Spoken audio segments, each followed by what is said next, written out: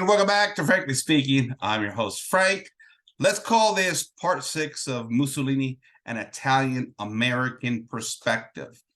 Okay, guys, in the last part of this, I discussed colonization a little bit, specifically in Ethiopia, and some of the affairs, things that took place there, some of the reasons and understandings behind Italian colonization. I'm actually going to go a little bit deeper into that. But today's cast, for this part 6 version, is going to be about Italian immigration, right? Within the emigration, when your citizens are leaving for other countries, right? In conjunction with colonization, because they're both interrelated. Now, I'm mainly going to be citing out of this book right here. I don't know if you can see it here. Luigi Villari, okay? Titled Italian Foreign Policy Under Mussolini. The copyright date on this is 1956, so after World War II, obviously. And Luigi Villari is very interesting. He has a distinguished past. He worked in the Italian Foreign Office during the Mussolini administration. He knew Mussolini personally. He was a guy with many accolades, very well known, a diplomat in England, a diplomat in America as well too. He's the winner of a bunch of awards. He also worked at the United Nations when the United Nations was eventually kicked off with that, Woodrow Wilson vision, and Italy joined. Villari was one of the first to sign up to work at the United Nations. He understands diplomacy, or understood diplomacy of the time. And he was in the mix of all of this between World War I and really World War II. He was born in 1876 here, I believe. His father was a distinguished historian, wrote a book on Machiavelli specifically. And so he comes from a very well-bred, well-educated family, if you want to call it that. And so he wrote for numerous publications, including I believe, Encyclopedia Britannica, numerous articles. He's very well known at the time. And so here's the bottom line. He's a primary source. And this is what I've been telling you guys, what I'm going to be doing in this series. I'm going to be getting into the primary sources of what was happening in Italy between this World War I, World War II era, to give you the most accurate description that I can give you. Obviously, I'm flawed. I can misread things. I can misjudge things, obviously. But I'm always going to give you the sources in the description box. I know that in other books that I've read, they've cited Villari as a primary source. And I don't see how you don't take this gentleman seriously, because he was there within the realm of the Italian Foreign Office, worked for the government, worked for United Nations. He's a historian. He's he comes, like I said, well-bred family. And so what he has to say, I think, weighs pretty important in sort of describing what was happening in Italy, and Villari giving the Italian version of the story, especially under the Mussolini regime. And the book here, Italian Foreign Policy Under Mussolini, is his attempt to straighten out the record, because he starts off this book with what I've told you guys. The moment fascism falls, really after 1945, and begins to evaporate, the communists are going through Italy, murdering everybody left and right. At that point, classical liberalism and communism colluded together to destroy fascism, never really to rise again. That's why I laugh when we start throwing the fascism word around in modern times. Villari's point is that a lot of the history that we got post-fall of Mussolini, post-fall of the fascist Italy, was a communist revisionist version of Italy in wartime, that there was much more nuance there.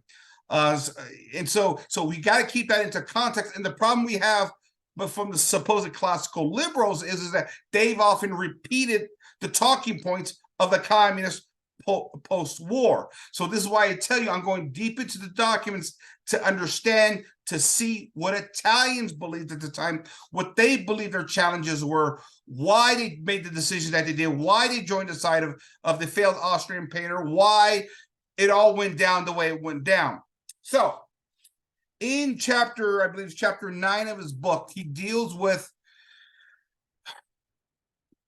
immigration and the issue of colonization.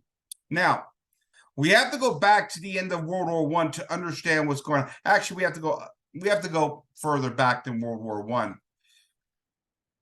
Starting about 1876, you have mass migration of Italian immigrants that are fleeing or leaving Italy to find greener pastures economically, right?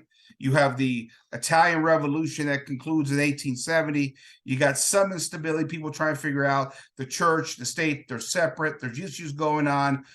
There's the influence of liberalism and masonry everywhere. Socialism is coming down the pipe, which will play a role later on in sort of, in the rise of Mussolini, of course. But there's economic instability. One, revolutions, two, world wars, things of that nature. Hundreds of thousands of Italians start to flee. A lot of them actually wind up coming to America. And what's fascinating is that when you look at up until 1956, what Valari highlights is when you look at the immigrant population that America had taken in, the workforce, 25 to 30% of the entire immigrant workforce that had come from overseas was Italian and Southern Italian and Sicilian.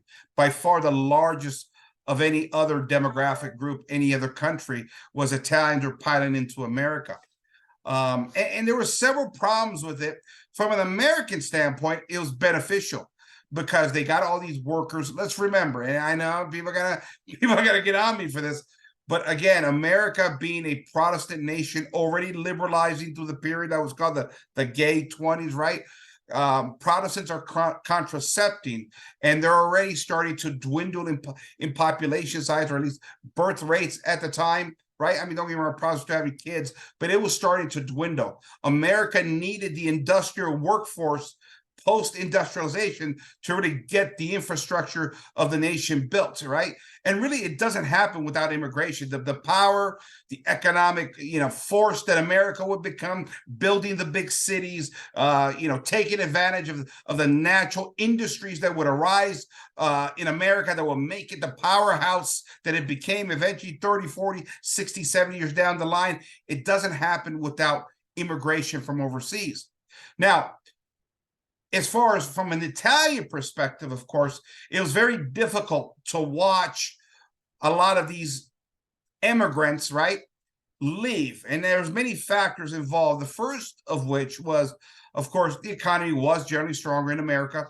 There was more opportunity.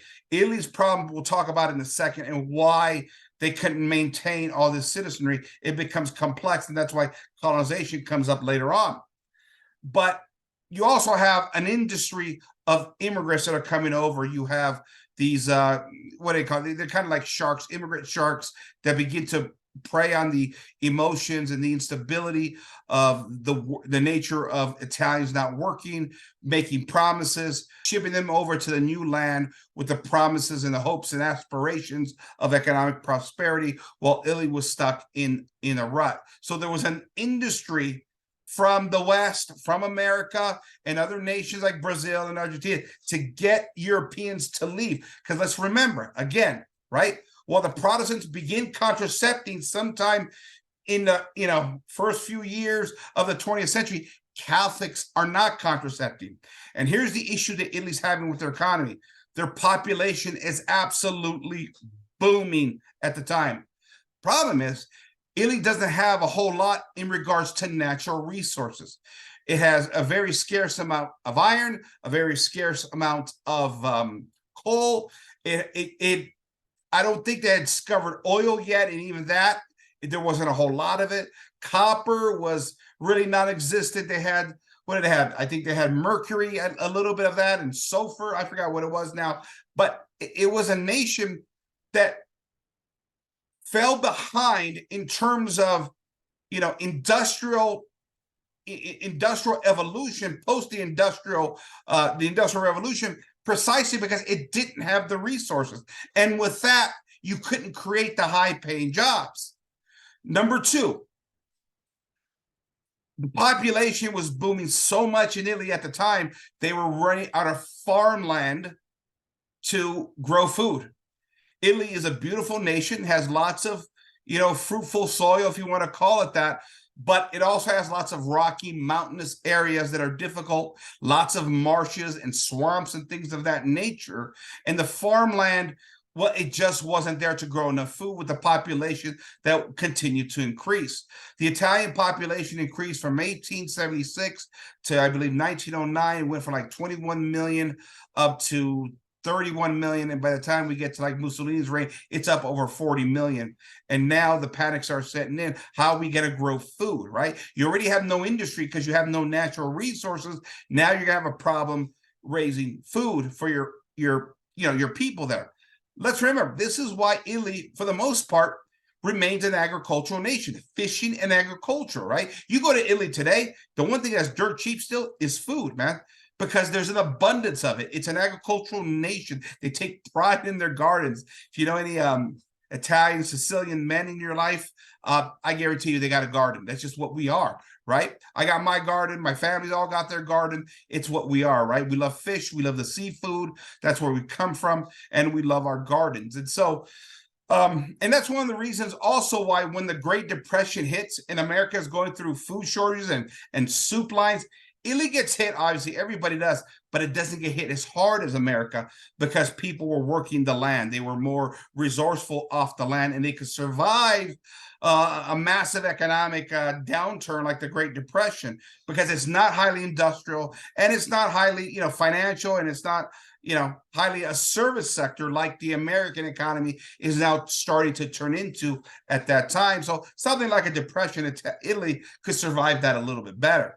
But overall, the economic growth in Italy was very slow. The population was booming. And of course, one of the first suggestions during the time of Mussolini came from the Anglo nations, right? America, Britain, saying, well, listen. You ain't got the land. And you know what? You worry about your people starving. Why don't you put your people on birth control?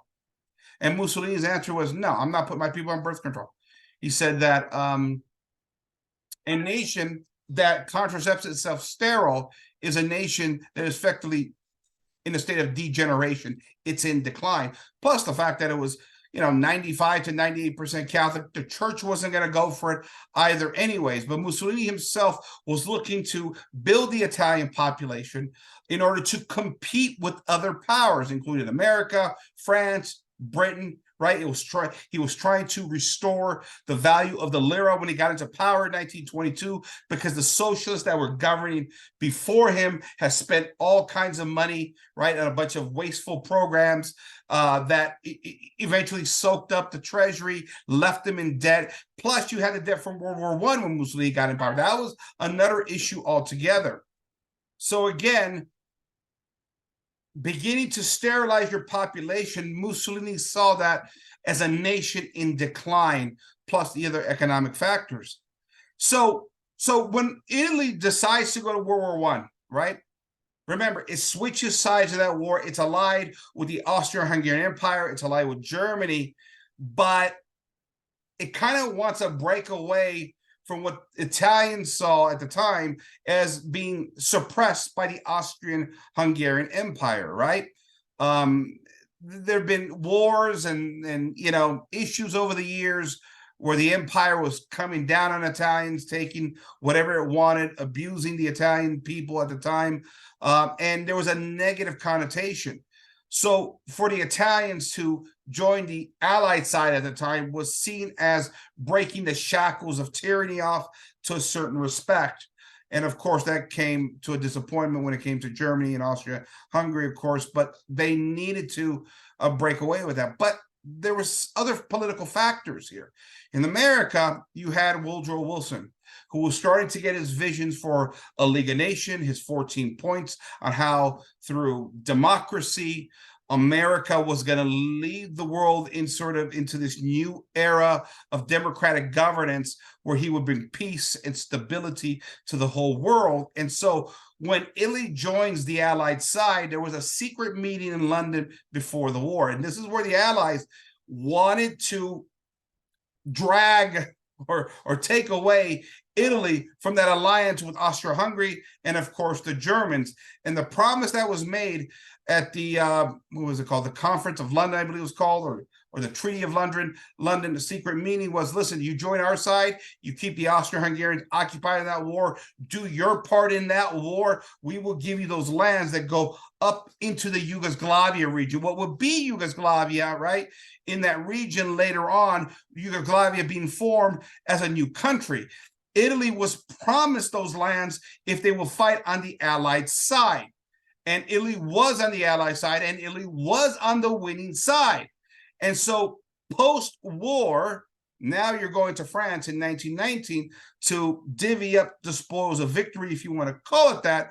And Woodrow Wilson reneged on his promise to give the Italians the land that they wanted and the land that they needed in order to feed their people.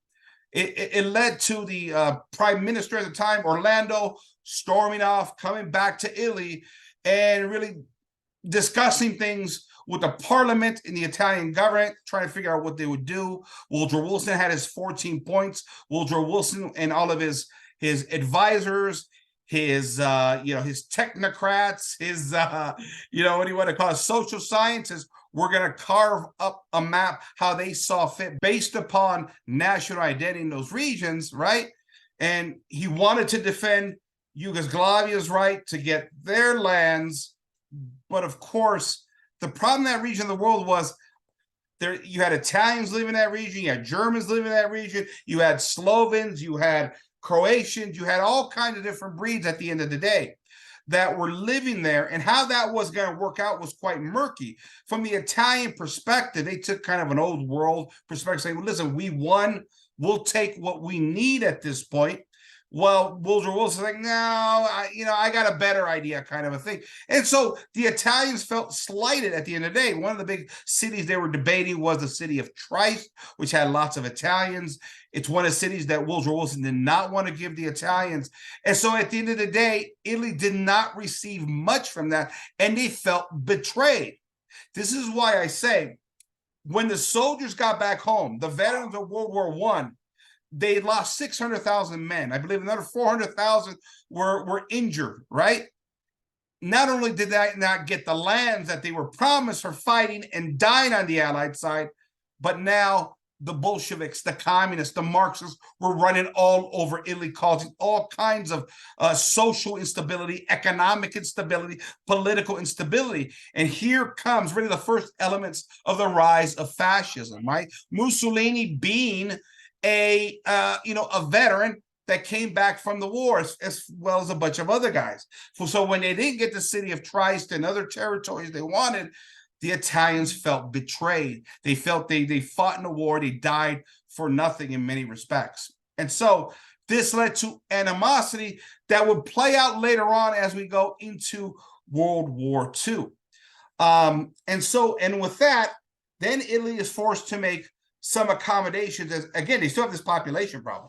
And they're like, how are we going to feed our people? This is why eventually they looked to Ethiopia in 1936 as part of that problem. Now, what the morality behind colonization is, right? I'm not here to judge that. But the issue, as Valari says, again, I covered Ethiopia in the last cast, but Valari says here, basically, when Italy goes into Ethiopia, Italy's doing nothing different than what the other colonial empires were doing. The British, the French, and the Americans. The difference being is that most of the areas where you would have what we consider the white colonies, where whites could settle with other whites, if you want to use that type of language there, most of those territories have been taken. There was slim pickings left for the Italians because they were behind. They fought in Libya in 1911, 1912, the Italo-Turkish War, and they gained Libya there. And so they had some territories in Somaliland, and then Eritrea was another strip of land they had. But after World War I, the only thing that was given to the Italians was a strip of land where a river was in the area of Eritrea, and they felt very slighted by the Allied forces. And they still got this problem trying to figure out, how are we going to raise food? Not to mention they needed natural resources in order to compete with the rest of the world. This created an economic shortage. This led to hundreds of thousands and eventually millions of Italians fleeing because the country itself didn't have the economic base to support a growing population. Hence, like I said, many come to South America, many come to North America. And what was interesting, what also hurt Italy in the mix of that, is that when you're emigrating or immigrating into a new nation, those nations are really looking for the best and the strongest and the most virile, if you want to call it that. They're not looking for the weaklings of any nation, right? It's like we say as Americans, when I was in the conservative camp, we talk about this right now with immigration. You got to come here. You got to come here to work, right? Right? The Protestant work ethic. That's what we do in America, right? You're not going to come here and go on welfare. Well, that mentality existed back then, to a certain respect, right? And while you're taking the best and the strongest and the most healthy from an Italian nation or whatever nation they're immigrating in from, what's often left over in those countries are the sick and the weak and those that are incapable of really building the backbone of your economy back home.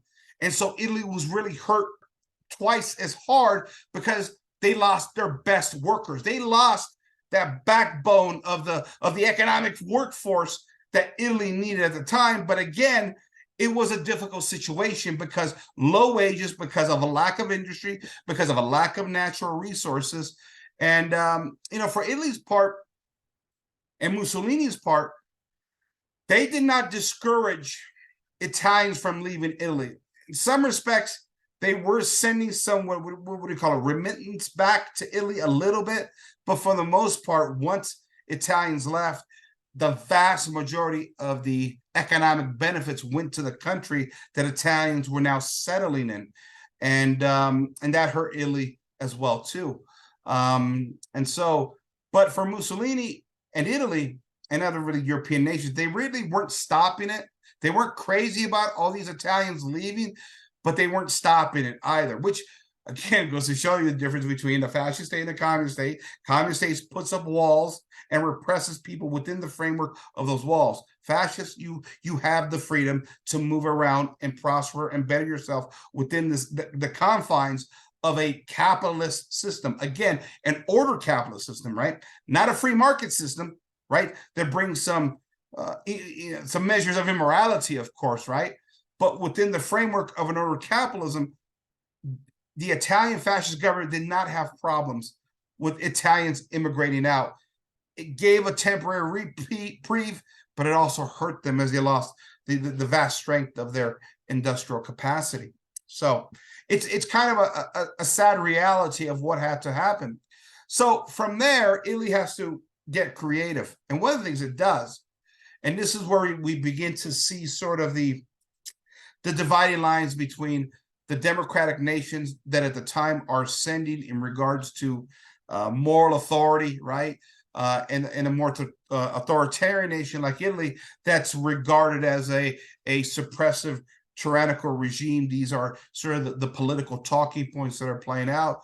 And that is one of the things that Italy tries to do, is go into Albania. Now, Albania was fascinating because Albania was an independent state. They bring up a king, and Albania was interesting. You got to remember that region on the east of the Adriatic was always, the Austro-Hungarian Empire, when they pulled out, right, left all kinds of different intermixed breeds of people there, different cultures and races. And all of a sudden now, once the empire pulls out, who's going to work these differences out? That's why it's always been a bloody mess in that region. And in regards to Albania was a country that was still kind of backwards, right? Didn't have many roads, didn't have schools, didn't have infrastructure. And the threats were coming from the south. Greece wanted the southern part of Albania, and up north, I believe, was Yugoslavia, was threatening to take the northern side. And why wouldn't you? Again, this is a period of colonization. Nobody's doing really anything different, whether it's America, whether it's Britain, whether it's France. And here comes Italy, understanding that it needs land, it needs a relationship with somebody else. And it goes basically to Albania and says, listen, make you a deal. We're going to help you build roads. We're going to help you build schools. We're going to help you build infrastructure. And we will protect you from Greece and other enemies that you have in that region if you essentially become a proctor state. It was a symbiotic relationship. Oftentimes, again, because it's fascism is described within the realm of Western sensibilities. The moment fascist Italy, Mussolini begins to go into nations like Albania, it's described on the outside world from the liberal press. Okay, this is the authoritarian Mussolini taking land. He's conquering. This is it. This is the Roman Empire that he's starting to build. But really, the fascist state, Mussolini specifically, worked out a deal with Albania to protect them, help them build infrastructure. In return, they wanted their people to be able to settle there. There's a few big city-states there that Italy had a lot of its own people there already, and it promised to protect Albania. They worked it out. It wasn't a situation where Italy conquered Albania. Later on during the war, right, you will see a map where Italy goes up and over that Yugoslavian region down into Albania and then eventually attacks Greece, okay? Now, there's a few different reasons for this. One, Greece is allowing the British to dock their port ships there, and which becomes a problem in the Mediterranean during World War II. That's why you would see eventually Mussolini go into Greece. The other thing is when Mussolini goes into Albania, it's not a conquest like it's been described. It's a relationship that they have. In many ways, if the Bolsheviks are coming from the east, which they were, by the way, they can't protect themselves. It's going to be up to Mussolini to go in there and protect. It's not a conquest, even though in the Western media, it was described as a conquest of sorts. It's really Italy protecting its own interest under conditions that were worked out years earlier. And so these are the kind of things, maneuvers that we have going on at the time because Italy needs this land. It's truly facing starvation. Of course, later on, as I discussed in part 5 of this series, eventually Italy decides to go into Ethiopia. Now, the grand debate, of course, over Ethiopia was, this was primarily not a white area. It was, of course, of colored African descent, Muslims, things of that nature. And so what many have said is, okay, it wasn't ideal, but it was something that the Italians were shooting for. Again, they found moral justification because Ethiopia was a brutal slave state. They had attacked Italian territories in Somaliland and Eritrea, so they had a moral justification from Italian perspective. They got moral legitimacy from the bishops who saw the great injustices and the human rights abuses because it was a slave state. And so in many ways, we can judge it historically, whether it's right or wrong. But as Valari said, they were not the only ones in that region. The French had a ton more colonies in Northern Africa, and so did the British. And eventually, one of the dividing points over Ethiopia would be that the British who were in Egypt wanted a part of that land, right? It was a battle for resource. It was a time of colonization, call it what you want. Of all the colonial powers, Italy was clearly the weakest and had the least amount of colonial territory. Again, regardless of what you may think of the moral implications of that, right? But it did need to expand out in order to, again, figure out what it was going to do. And with it, when it went to these colonies, like it did with Albania, it brought roads, school, infrastructure, medicine. In fact, what's very interesting is I watched a video the other day on the Italian influence in Eritrea, and they still have the Italian art, the Italian architecture, Italian food. They say outside of Italy, the best Italian food is in North Africa, Eritrea, right? That's where the best Italian food in the world outside of Italy. Interesting, because the influence, of course, is there. And you have Africans in that region that speak fluently Italian, speak better Italian than I do. That's what's interesting about that. So you saw this playing out at the end of the 18th century, 19th century. And Italy was really fighting for the final scraps in order to figure out how it's going to feed its population. Again, immigration, was it a solution? Kind of, sort of. I mean, if you got a workforce there that's not getting high wages at all, it makes it all very difficult at the end of the day. But they lost their strongest, hardest working, workers at the end of the day, which is very difficult, But I think the lesson here is that Italy felt betrayed after World War I by the Allies, specifically Woodrow Wilson. And Wilson would not budge in those meetings. Italy walked out, or Prime Minister Orlando went back afterwards. But Wilson had a vision of the world and how he saw it, right?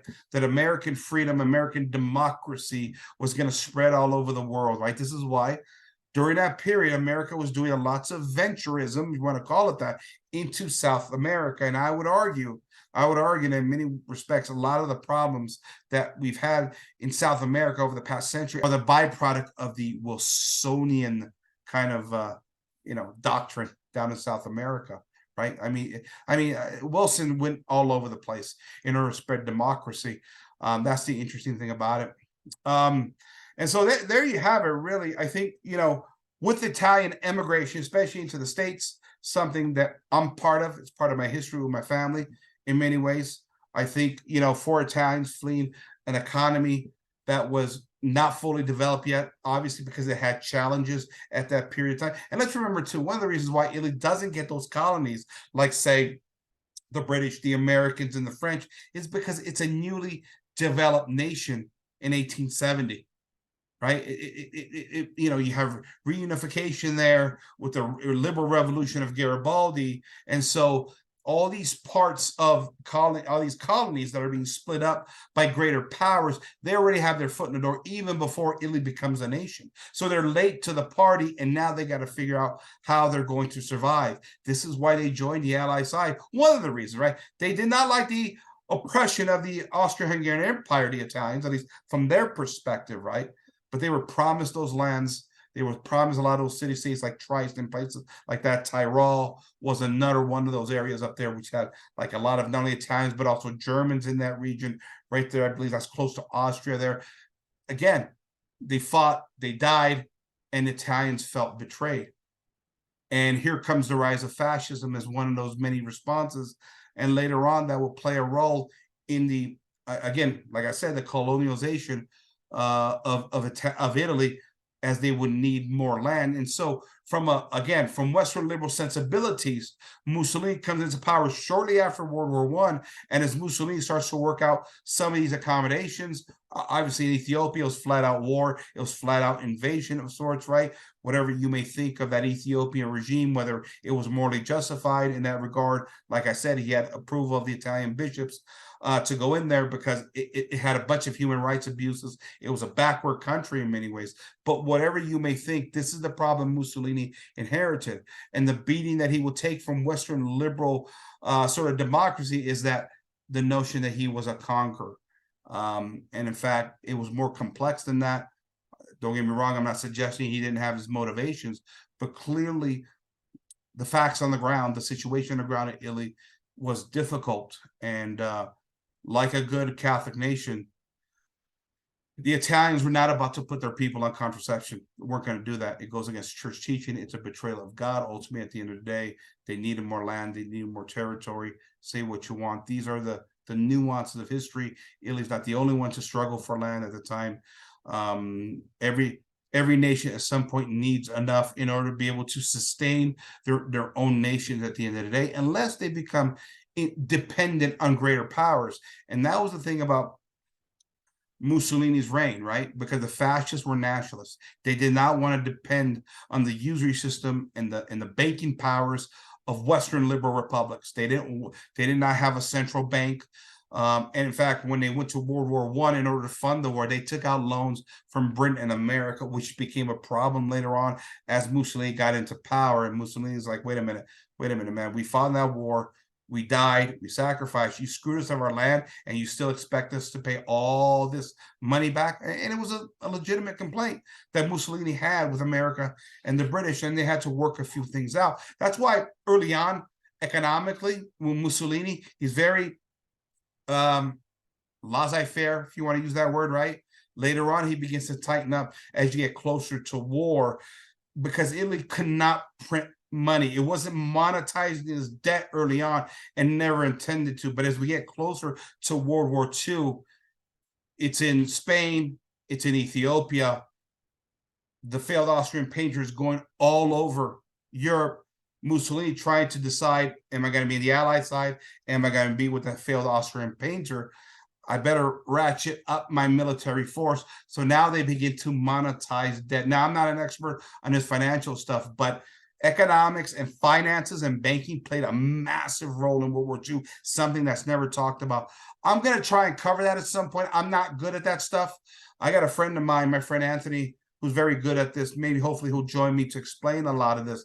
But Italy does become to monetize its debt later on in order to be able to build a military capacity. Because either way, right, whether it joins the Allies or joins the Axis powers, which Mussolini was always 50-50 on, according to Nicholas Ferro and other sources, right? He really didn't like Hitler on a personal level, but he saw how strong Hitler was and how Hitler essentially won the European war, right? I mentioned this before. World War II, the European front of the war was effectively over. Hitler's big mistake, going into the Soviet Union, stretched out his supply lines. The winter came. All the while, Mussolini was telling him, don't do this. Don't make the same mistake as Napoleon did. And he did. And it really, that's what was really the killer in many ways for both Hitler and eventually Mussolini. But, you know, well, we'll get into the diplomacy of that some of the time because it's complex, especially after Ethiopia, because that's where the relationship with the British goes bad with Italy, because there was a division over Ethiopia. On one hand, you had the democratic elements. Okay, this is the bully. This is the authoritarian fascist grabbing land. On the other hand, the British also had their interest and wanted the resource-rich part of Ethiopia too. That's why Foreign Minister Anthony Eden made Italy an offer. And the split came when Mussolini rejected Anthony Eden's offer, right? That would give Italy the part of Ethiopia that had, it was a crap land, right? While the British would take the rich resourceful part of the land. And once Mussolini rejected him and then eventually invades Ethiopia, this enraged Anthony Eden, top foreign minister of the British, and would never forgive Mussolini. And that was the key impediment between Mussolini joining the Allies versus joining the Axis powers. That really broke it down to the point where Mussolini really had no choice but to go into Hitler's camp. Now the question is, could he have stayed out of that war? Could have he, right? Franco stayed out of it, right? And what was it with Franco? After Mussolini and Hitler helped Franco win the Spanish Civil War, and it was mostly Mussolini that gave most of the help. I think Hitler helped with the transportation of Franco's troops from Morocco back onto Spanish soil to begin the counteroffensive after the communists had taken over the country. But after the Spanish Civil War was settled and won by the nationalists, Hitler asked Franco, okay, we helped you out. Now we need you to come into this war, help us out. They say Franco gave such a rambling answer to Hitler that, you know, he couldn't go, we just fought a war, blah, blah. It's such a rambling answer that even Hitler was thrown back by, this guy really doesn't want to join us. He just obfuscated the entire time, Franco did. Could Mussolini avoid alliance with Hitler? That's the big question in history that a lot of the theorists will have to discuss. But anyway, that's another. I'm going off on a tangent again. So let's see here. Colonization, Italian emigration, it hurt Italy a lot, or at least the immigration part did, but you had your circumstances there. And the colonization, of course, will be short-lived because World War II would change everything, and Italy would lose those territories, specifically in North Africa. They would lose all those, and then, you know, of course, democracy comes in. And of course, once democracy comes in 1948, then the Western powers, the influence of both America specifically, but also the communists that were coming in from Russia had a big influence too. You just bring liberalism in, you bring in moral depravity and abortion and contraception, and right, the liberals settle the population problem that Italians were having. And the irony of it all, Italy goes from one of the highest birth rates in all of Europe during the time of Mussolini to post-Mussolini. Now it has one of the lowest in the entire world. That's what liberalism does. It brings destruction wherever it goes. So in this case, you know, just like the rest of the West right now that's being consumed by liberalism and other forces out in the world, they're looking to destroy the last remnants of Christian civilization. It's truly a sad end. And while we don't have to support, you know, again, the policies or the intentions of the failed Austrian painter, the point is that it was a more nuanced time and there was politics being played. And in many ways, according to Villari, Italians got the short end of the stick. At least that's one man's perspective who was there, who saw it his way. So there you go. I want to thank you for joining me. Episode 6 of Mussolini, an Italian American perspective. I'm Frank. I want to thank you for joining me. Good night, everybody.